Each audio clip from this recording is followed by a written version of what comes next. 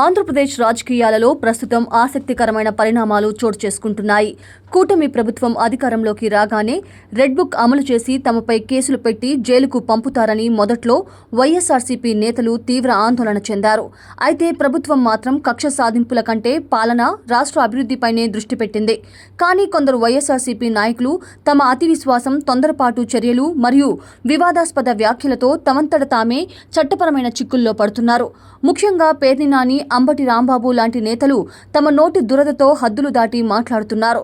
ముఖ్యమంత్రి, ఉప ముఖ్యమంత్రి మరియు ఇతర నేతలను ఉద్దేశించి చేస్తున్న తీవ్రమైన వ్యక్తిగత దూషణలు, అనుచిత వ్యాఖ్యలే వారి మెడకు చుట్టుకుంటున్నాయి.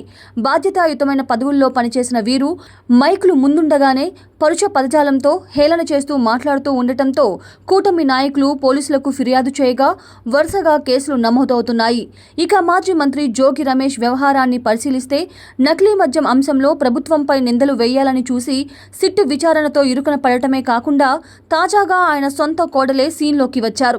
అదనపు కట్నం కోసం వేధిస్తూ తనపై హత్యాయత్నానికి పాల్పడ్డారు అంటూ ఆమె పోలీసులకు ఫిర్యాదు చేయడంతో జోగి రమేష్తో పాటు ఆయన కుటుంబంపై కేసులు నమోదయ్యాయి. ఇందులో ప్రభుత్వం ప్రమేయం లేకపోయినా ఆయన సొంత కుటుంబ వివాదాలే ఆయనను జైలు పాలు చేసేలా చేస్తున్నాయి. మరోవైపు గన్నవరం మాజీ ఎమ్మెల్యే వల్లభనేని వంశీ విషయంలోనూ ఇదే జరిగింది. గతంలో గన్నవరం టీడీపీ ఆఫీస్పై జరిగిన దాడి కేసులో విచారణ ఎదుర్కొంటున్న ఆయన ఆ కేసులోని ఫిర్యాదుదారుణ్ణి బెదిరించి ఏకంగా కిడ్నాప్కు పాల్పడ్డారనే ఆరోపణలతో నాన్ బెయిలబుల్ కేసులు కొని తెచ్చుకొని అరెస్టయ్యారు.